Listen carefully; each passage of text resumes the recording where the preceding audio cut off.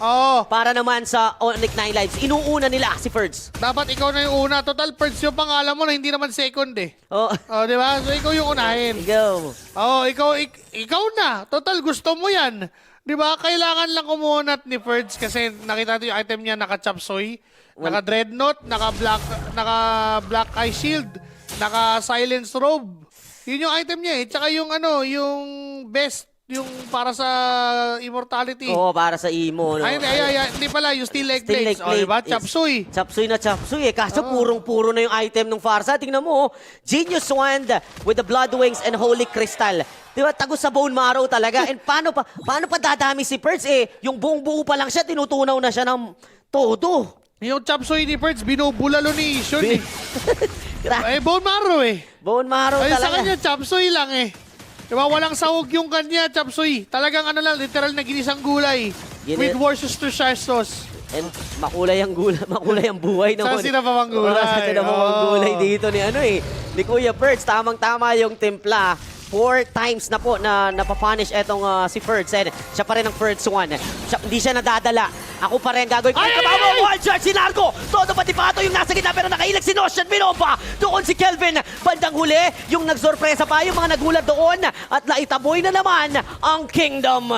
Paanong nangyari yun, Kaloy, with a crucial winter crown para mabuhay sa sitwasyon? And with that, they turned the tables upside down for RQ Kaito being able to take that Lord na libre lang. It's a high risk, high reward play from Meme. They got siya doon sa bush na yon, pero isang tactical reposition lang pala para kay Nosha para maiwasan niya yung sargo na ginawa doon ni Meme. Bandang huli na pa sa mapa kasi si Kelvin na retry holder nila yung napatay. O teka, buhay naman 5. Buhay naman ang 5 members ng kaharian. Maaari silang maka-defense sa penalty strike. Nailagan. Sinasaro ni Meme, medyo nakakailag naman. Lord ay papasok doon sa gitna.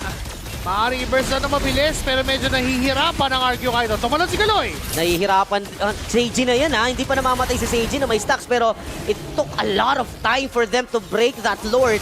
And that gives the space for the Onyx 9 Lives para kumuha pa ng ibang mga objective dito. Here comes the flicker. First one! Siya naman ang atake pero sinalubog siya ng bumbo! Si Kelvin dumaanat ng kuryente. Ang problema nga lang, wala siyang nadaanan mga kaibigan. Si Nosha nakakuha na naman doon Sa ng push. Tinamaan pa ng balahibo at sapol na sapol. Doon si Kelvin. 3 ang matitira ngayon nakatindig sa Kingdom samantalang buo pa ang 5 ng Wildcats. El Virador strikes again. Naabutan pa talaga ngayon si Seiji. Uy, naku po, lalim. Binasing-wasing pero dito mama. Kaso ka lang yung matcha sa'yo nandyan. Nandyan din yung Pana, pero si Mingwin walang nakuha doon. Si Memi pa nasaktan. Pana tatama sa likuran. Si Kaloy ang tinamaan doon ng Skypiercer. Pero si Seiji na lang ang natitira. Si Mingwin manggagalit sa likod. Tumama pa yung Pana niya kay Nosha. Wala minions! And they were able to defend. Here comes the RRQ Kingdom extending this game further. Nawalan sila ng minions. Tumatower lang na sana si Nosha. Nandun din yung Will of Nature niya para di siya sumansaktan doon sa mga bala na magmumula kay Seiji. Pero dahil na-clear at nawalan ng minions, buhay pa rin ang kaharian. Dinaan nila sa composure yun eh. You saw the composure from Seiji. Nakapamulsa pa nga siya habang bumabaril. No pressure at all doon sa kanilang depensa. And props to Kapitan Mingwin. Nanggaling sa likod yung kanyang Pana. Be unpredictable. And Nosha was caught off guard with that Abisalaro. Unti-unti nang humahabol ang RQ Kaito sa items. Pero this is still a 9.5k gold lead Laki niyan. for Onyx 9 Lives. Nakalabas sila ng bahagya. Kamunti ka nang matapos ang laban. Pero kakayanin ba nilang lumabas hanggang 30 segundong kailangan? Dahil in under 30 seconds lalabas na yung Lord. They have to contest if they wanna win. Kasi sa tingin ko, hindi kukunin na to, hindi na papabutin to ng 18 minutes pre. Because of the status right now of the base of RQ Kaito, even it's not Luminous Lord, Kaya eh. afford ng Onyx 9 Lives na tapusin na talaga tong laban na to. But if you are Onyx 9 Lives, parang hanapin nyo muna itong si Seiji kasi kaya ni Seiji na magbuhat ng laban and we are seeing the confidence from Ferds. Those attempts to create those plays na mahuli si Nosha, even Meme is doing that. Pag naka-jackpot sila dito, isa lang. Kaya nilang baliktarin yung vapor. Just one good setup.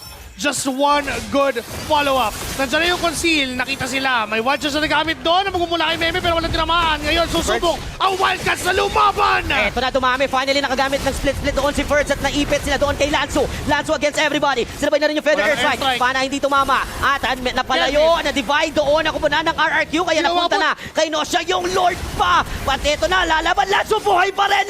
Ang tagal niya doon sa Kingdom. Pero lumabas pa rin siyang may buhay. Hinipan lang yung apoy at talagang buhay pa rin. Ngayon 5-5. Pakilang subok na to ng Wildcats na sakupin ang kaharian at mukhang dito dediretso sa gitna ang ating laban.